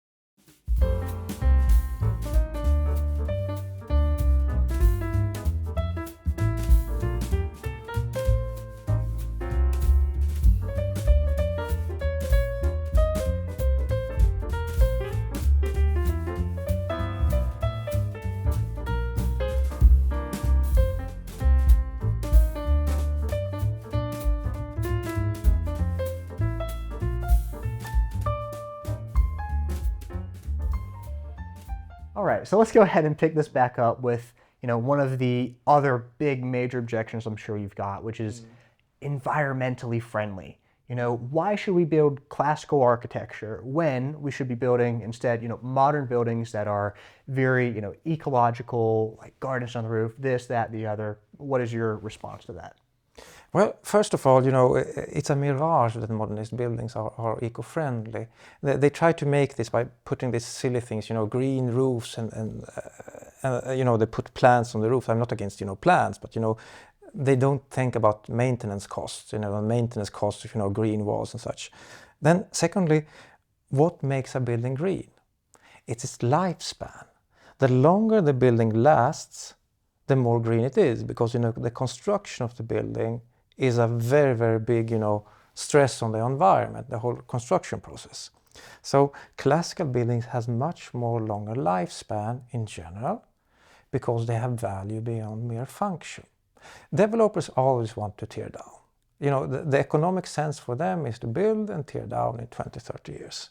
So why do people protest? Why do people fight to preserve certain buildings but not other buildings? I mentioned previously, in Stockholm, we have old mills that are converted to luxury hotels now. We have an old gas storage facility that they wanted to make an opera house for.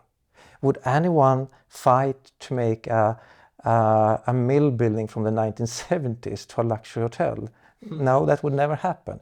Would anyone, like an oil cistern from the 80s, fight to make it an opera house? No, that would of course never happen. So the thing with the classical tradition, because you have value beyond mere function, that is beauty, yes, objective beauty, classical beauty, and because they are enriched with cultural expressions, people always fight to preserve them.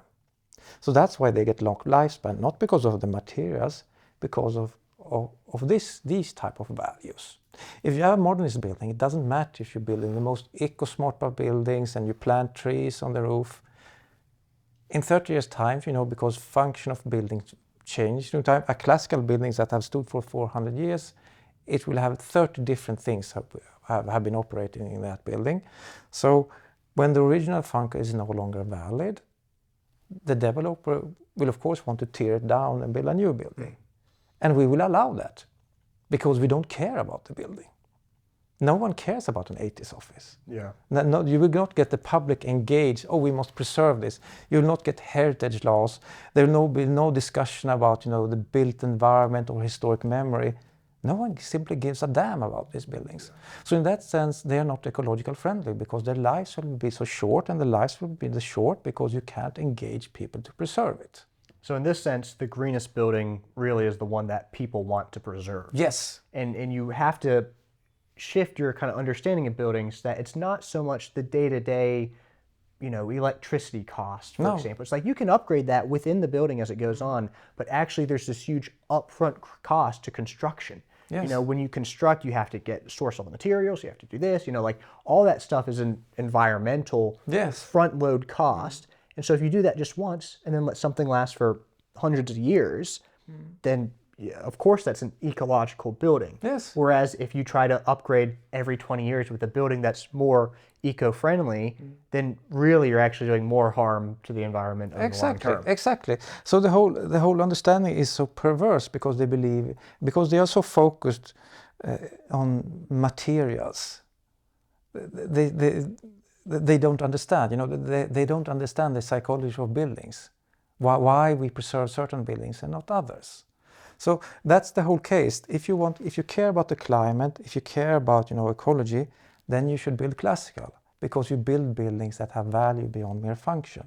And then every generation will find a way to preserve this building and to create new purpose for this building. The building that we are in now is a hotel, but it used to be a private palace. Why wasn't it torn down and a new hotel building built? Because it's such an amazing building. So of course we preserve it and you adjust it a bit and then you convert it to a hotel. That wouldn't have happened if it was a modernist building. You have, on our way here, when we was driven here to this hotel, we passed by a modernist hotel on the outskirts of the new city. I promise you, in 30 years' time, if the hotel stops functioning, it will be torn down and something new will be built there.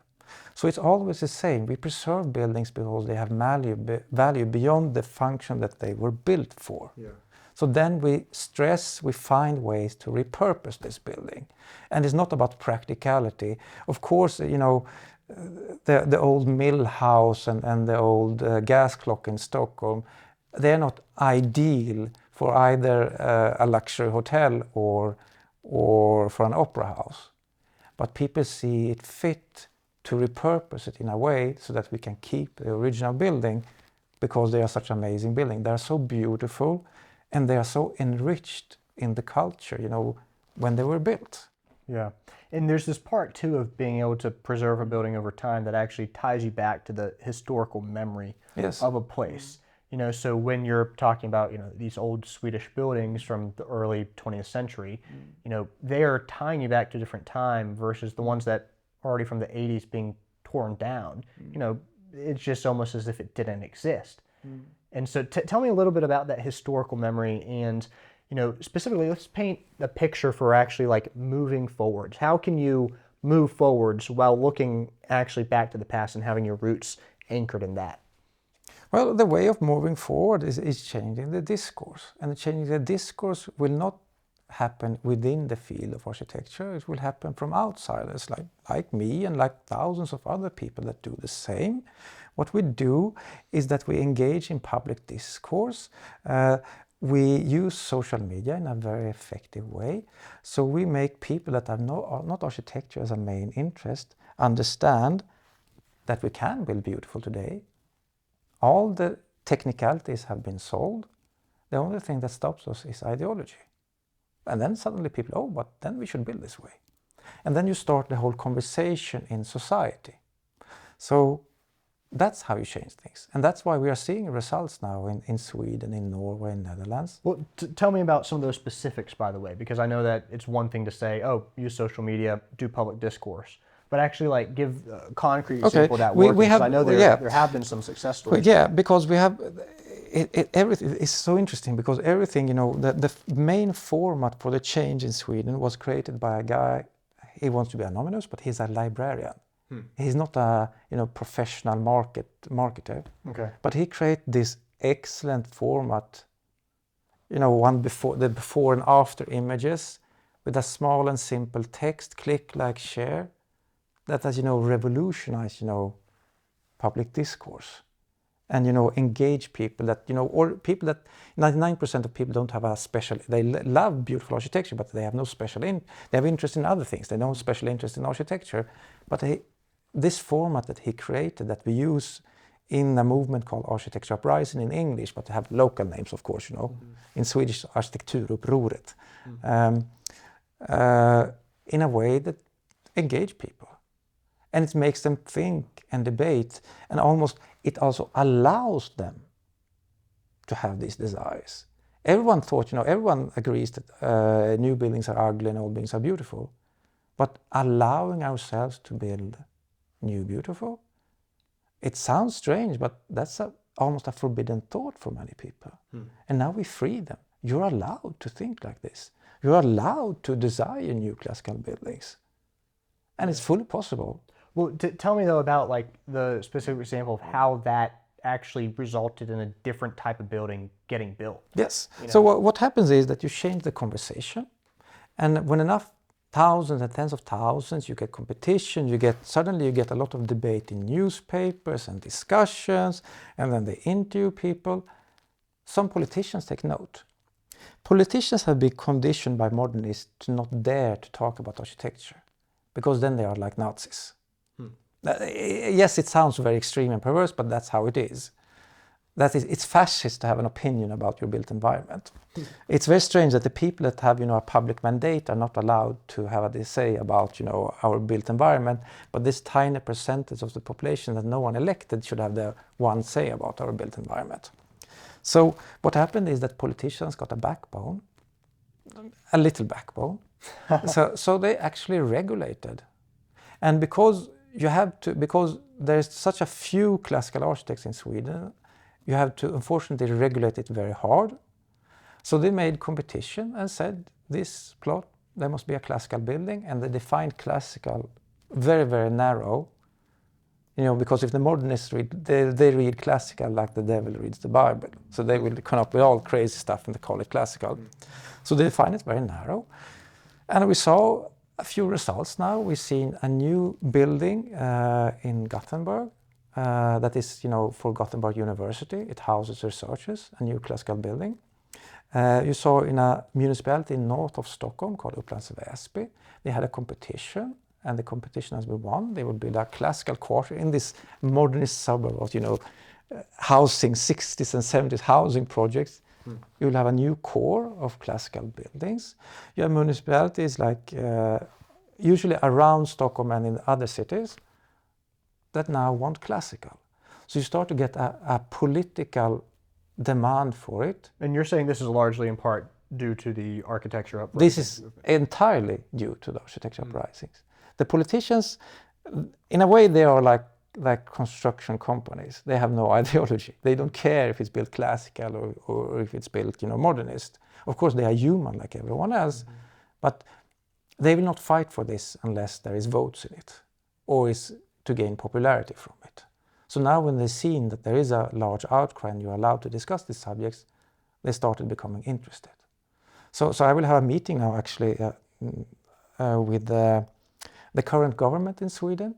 So the main party of that government, they invite me now to the, what you call it in English, the parliament, to speak with parliamentarians of the current government about how to make architecture good in Sweden again.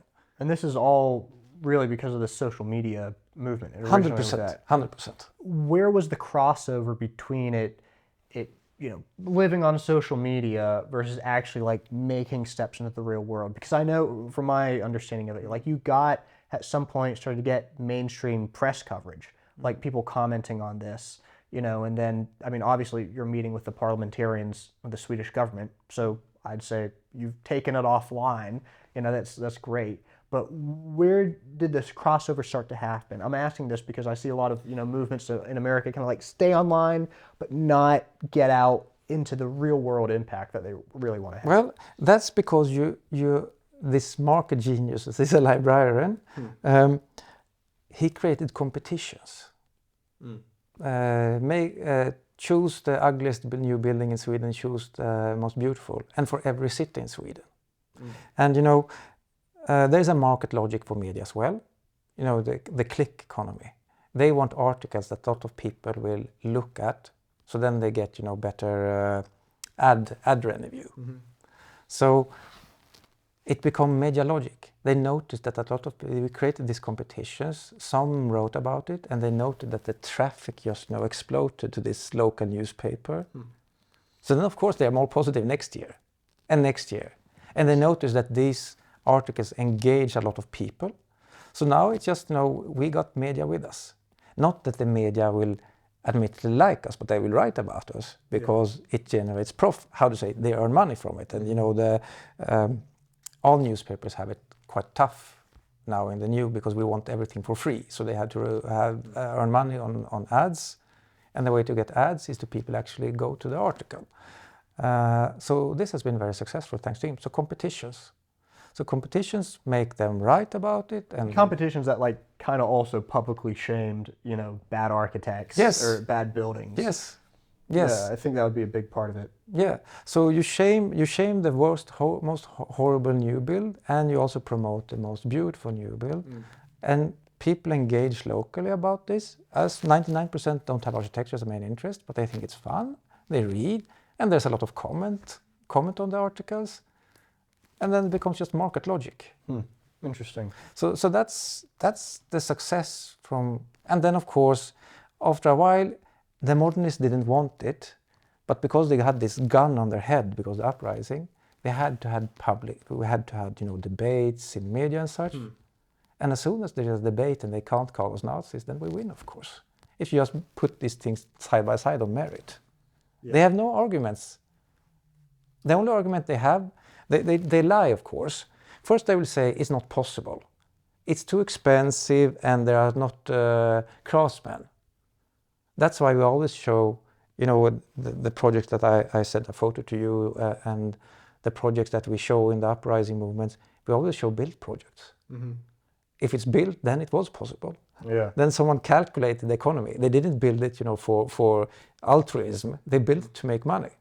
So somehow, all these hundreds and thousands of examples we built, they were economically viable and they were skilled people to make them. So then then we remove that argument that it cannot be done because they try to suppress it by saying it's possible. Then we come to the main argument that they have, it shouldn't be done. Then it becomes much more interesting. Then we ask why. Why shouldn't it be done? Well, the it can't be done argument is very interesting because it's almost like we all suffer from this, I don't know how you call it, but it's a type of belief where if it's not being done, you don't think it's possible. The second you see it being done, everyone can start doing it. It's like the 4-minute mile. There are scientists who put out, before anyone had ran a sub 4-minute mile, who put out articles saying it's scientifically impossible for man to run a sub 4-minute mile. And then within a month of the first guy breaking it, 5 other people did it. And it's just because this thing clicked of it actually is possible. And so what you're doing a little bit is showing people, I love how you share the built projects. This is possible. You can take a dump here and turn it into something that's very beautiful. And so people start to ask, what is money wasn't an issue in that project. Why does it have to be in ours? And they start to ask. And there were no lack of cross people for building this project. Why should it build it if we build it? So it's very much psychology. That's why we almost never show renders. It's not about theory. It should be. We should build classical. No, we do it, and we want to do it more. It's better. It's better for everyone, and it's economical. It's practical. All metrics, all metrics measured. It's better. So are there any specific photos you'd like to outline, examples of this? I know you shared a couple with me beforehand. Are there any, specific ones that you think it'd be good to kind of outline, like an example of, hey, went from this to this? There are many. There are many famous that people love. There is one, from Budapest. Is that in here? I think it is. We could look at it. Yeah, let's pick some of the ones that are in here. If I brought it. No, I didn't No, unfortunately I didn't bring this one. I brought some others that are very, very interesting. This one, of course, this is from Puteaux. Okay. It's like around the commune of Paris, there are many, nearby communes, but it forms like a metropolitan area. So in these communes around Paris, they notice that people want Paris. They don't want this modernist trash. Yeah. So how do we attract middle class from Paris to our, often problematic suburbs? Well, we build Paris. I mean, it really is absolutely phenomenal, the difference in this photo. Yeah. Because one, in the livability of it too. It's like, one, you'd be scared to walk down that street. The second one, you're going to stop on it and have a coffee. Yeah. And meet up with friends. But you get this urban degradation with modernism because, beauty attracts capital, investment, real estate. With modernism, there used to be many high-rises in these places, concrete high-rises. You don't attract investment. Yeah. You only attract people that have nowhere else to go. And you don't want a high concentration of them. You want a mix. Yeah. Of course, there's nothing that a stability, but in a certain time frame, you will have a mix of different peoples. Then, of course, it will only be gentrified. But you want this instability period is the perfect period because then you mix people of different social classes, and that is what you do now in I butcher the French name. I'm so sorry to all French speakers here, but Puteaux, Le Plessis Robinson, Leblanc, Mesnil. Yeah, I'm sorry. My mother taught French, but the shoemaker's son doesn't have shoes. Okay. So all these modernist suburbs, they transform them. Yeah. And they transform it in a very humanistic way because there will be discussion about gentrification, blah, blah, blah, blah. They don't. Many are rental apartments owned by the municipality. So they simply move people.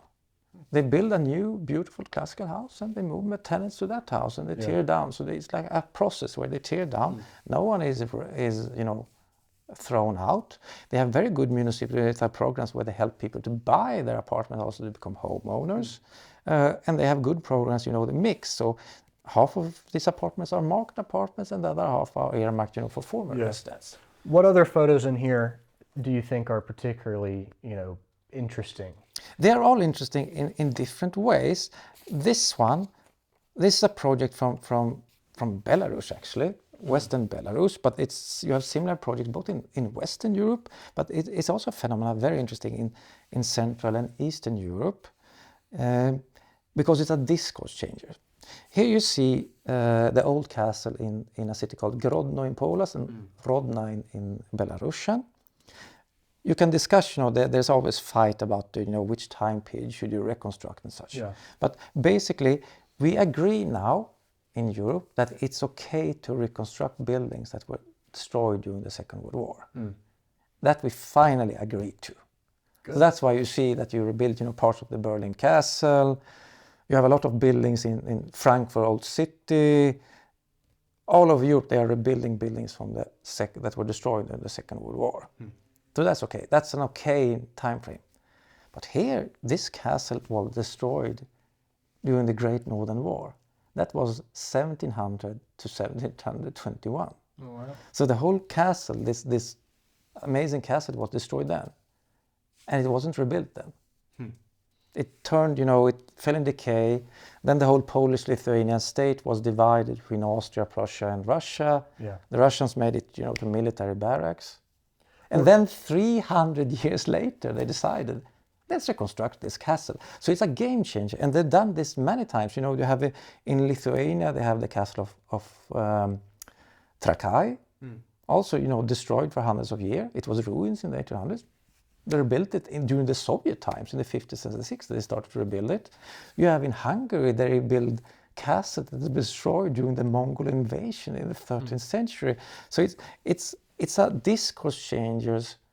I prefer a living memory than to a ruin. And we come to a very interesting subject. This comes into the point of historical memory as well, because a lot of the way we view time and kind of things from the past nowadays is that we view them like they have to be encapsulated in that moment, as the ruin. We can't touch it because then that would ruin it, But you're actually saying, like, why not bring it back to life?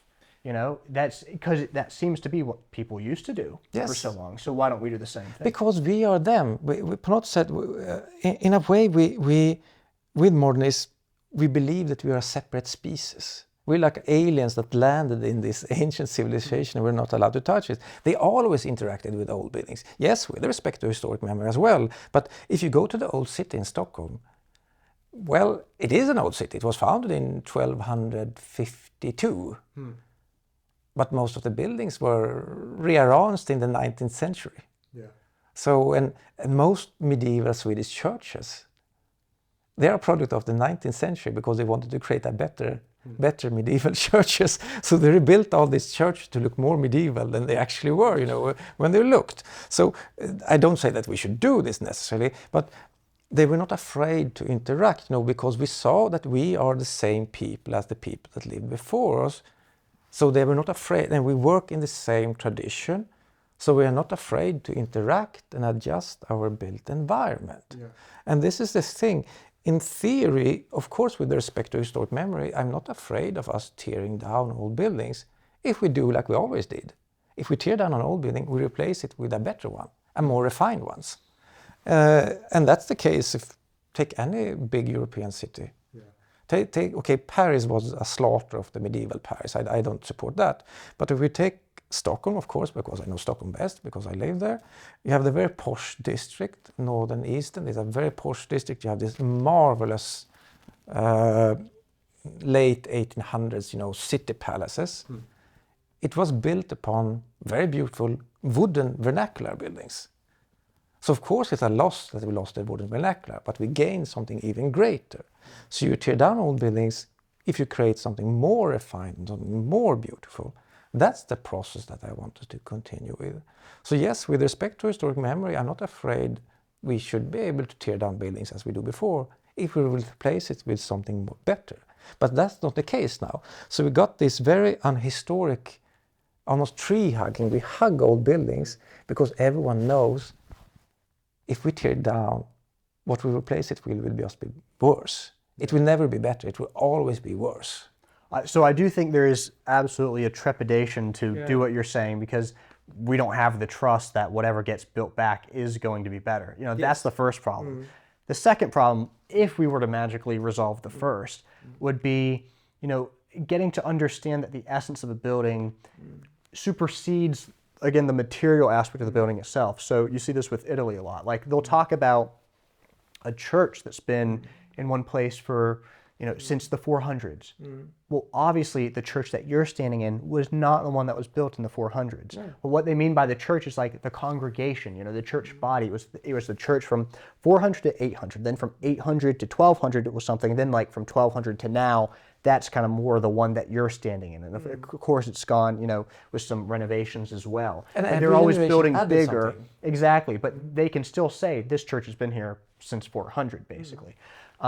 That's kind of the argument that they make. And so with a lot of these buildings, it's like getting to know that whatever we're doing here, it transcends the actual material of the building itself. It's like, no, we can have something that goes back, but really the biggest impediment, I would say, is just the trust that we don't have any confidence that what gets built here is going to be more beautiful. No. That they will have more refined value, that there will be more artistic creations. And of course they don't necessarily tore down buildings before. They just adjusted them and refined them. And you know, they made an addition, then they created a new whole of the old and the new. So because we don't have that trust, then we get this NIMBYism that you really hug old buildings to death because you are so afraid of an architect touching them because you know what the end result will be. And you know you don't trust them with anything they say because you know that they that's fair. Let's look at one more of these. I really like number 9 that you shared here. Maybe you can explain a little bit of like what happened here because it's just so amazing how much it actually transforms the environment. So this is something very typical for Dutch projects. This is a project in a Dutch city. I've unfortunately forgot which one it is, but they have very many of these, you know, especially in their older section of the city. You have this ugly post-war building, and they transform it into something semi-traditional. It's not necessarily perfect traditional buildings, but they are harmonious, they are beautiful. You have the symmetry, you can read it, you can Yeah, understand yeah. what's the base, but And midsection, what the it top. does, it doesn't disturb, the whole symphony. So the older classical buildings can shine undisturbed. There is no irritating contrast. So what this building is, it's made the painting whole. You don't necessarily see this building, but the whole experience became harmonic again. Yeah. And they do this in a lot of places. Not the best traditional architects, not the most exciting projects. It's brick, brick, brown brick, brown brick, brown brick. I get a bit tired of it sometimes. But it's so good street healing. It's so good city healing. And suddenly this becomes a place where you want to stroll, where you want to be, where you just want to be. Well, this is a place that you try to avoid and you go further to a nicer place in the city. So this is I can show you hundreds of these projects, the transformative effect that classical architecture have, and it doesn't need to be perfect. It just has to create the overall harmony, and then the older buildings will shine undisturbed, and this will just be a very good backdrop building. And this isn't, of course, just a European phenomenon. I mean, here we have, this is Guatemala, is it not? This is from Ecuador. Ecuador, okay. Ecuador. I will butcher the name again. So I'll spell Guayaquil, what you call the city, is the big coastal city. Okay. They have one classical architect in the country. One. He's very good, and he works tirelessly to make more. This is a what you call it, air conditioning storage. Really? Yes. Oh wow. And now I you wouldn't see. have guessed that. Yes, I exactly. Like a school. Yeah. So this is an air conditioning storage, and this is an excellent building, because here we see exactly what I'm talking about. In 30 years' time, it will probably not be an air conditioning storage facility, but it's very easy to see people repurpose it to something else. This is something you want to repurpose, something you want to preserve. Like that is a green building. Yeah. So this is a green building, Yeah. And now also he became Ministry of Urban Development, and so he made a rocket career now. Okay. So there's very unexpected, but there's very big hope for Ecuador now, just because he became minister, and he made some of these buildings. And this is also what we want to show. Of course, because we are situated in Europe, I'm situated in Sweden, and many of the people are situated in Sweden. Of course, there's focus on the Greco-Roman classical tradition, but there are architectural, for instance, now in Turkey, in Syria, in Israel, and in India. Wow. They're not as big yet, but there are. And there's, I'm in conversation with a Chinese professor that studied in Sweden. He's in Hong Kong now, Hong Kong University, and he wants to, train an AI to learn what is beautiful and what is ugly through this before and after images. Unfortunately, I couldn't provide him with it. He wanted thousands of pairs, that's kind of work to create, But, the interest is global. And there's another Chinese professor, I also am in contact with her. She wants to, to renaissance the Chinese city, because the Chinese city has very much been destroyed. Instead of this, courtyard architecture that defines most of the world, including Europe and China, they have this high-rises, 40-story high-rises.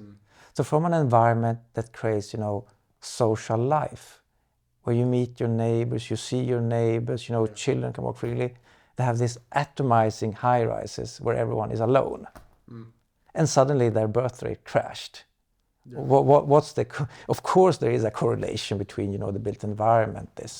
I would say, if they want to have more children in China, they should return to a modified, I pronounce it's probably wrong as well, Hutong system, where they have this traditional courtyard architecture, because this is a humane environment where people naturally meet. These high rises where everyone is squeezed in a 40-story building or apartment, everyone is disconnected from everyone else. This is not an environment where you create children. So she wants to revolutionize the Chinese city by building this again. So there's a global interest, and everyone is of course interested in their tradition. But at the same time, we are not afraid of learning from others. Of course, in this world, there has always been, synchronisms and people, learning from each other. In Europe, there was a great interest in China in the 16th and 17th century. I think every European castle has this Chinese pavilion. We have it in our castles in Stockholm. We have Chinese pavilions that were built, in the 1700s. That was the admiration of China. And you have fake Chinese porcelain that they made all over Europe. Yeah. Then in the 1800s, there was a fascination with Japan. So Japanese art, inspired by Japanese. And then in the turn of the century, in the 30s, you have Chinese Art Deco in Shanghai that have, Chinese stylistic elements. You have in India, you have, with the different cultures of India, combined with Art Deco. In Los Angeles, you have, Mayan Revival Art Deco that take Mesoamerican aesthetics and combine it with Art Deco. And, the possibilities of, cultural fusions today is like totally unlimited, because never in the history, of course, there have been meetings all during human history, but the meetings now are very combinations that you couldn't even imagine 100 years ago takes place now. Yeah. So for someone listening to this who gets inspired and says, I want to go make some good classic architecture, what are some of the practical steps that they can take to do so? If you want to become a classical architect, you should contact with the uprisings. So you get to know, because two things are important. One is that you find... By uprisings, you mean these things actually called architecture? Yes, on social media, on Instagram, Facebook, and there is somewhere on TikTok as well. So you find one of these, and you just connect with people there, and you ask them, because you need advice. Second is, it can also bring a social circle. Because at the moment, because there are so few classical schools, you will need friends, so you understand that you are sane, because you will be ostracized by established architects at school. You will have it hard, so you need like a network of like-minded, both where you can learn from and just have fun and be yourself. So it's like find a community, get plugged in with people who can A, make you realize you're not crazy, B, be a little bit of support to you if you do go into a more traditional program, or C, maybe it's the introduction that you need to get a good recommendation into one of the few but rare, classical programs. Yes, and you learn from others. So you connect with other people, you learn, and you can have a question. How do I'm not an architect. How do you connect this Dorian pillar with this? You practical questions. You learn. So there's a big community where you can just simply throw out a question and someone will answer. What books can I read? Where can I study this? Where can I find this? Do anyone know about a classical solution to this problem? So you get an answer. So you get a community. And this is, the main thing. Before we have our own universities, I really hope that this meeting with the Swedish parliamentarians will lead to that we open a classical architecture education. There is one. In the States, there are several.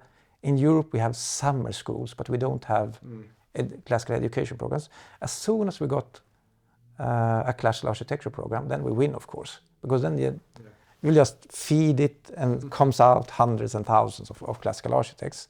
But for now, it's very important. If you want to become a classical architect, connect with the uprisings, connect with a network, find like-minded young people, support each other, learn from each other, become friends with each other, hang with each other, meet people from other countries that are also interested. You can travel everywhere now in Europe and feel like-minded. That's very nice. And the States and Canada, of course, and Latin America, and Australia and New Zealand.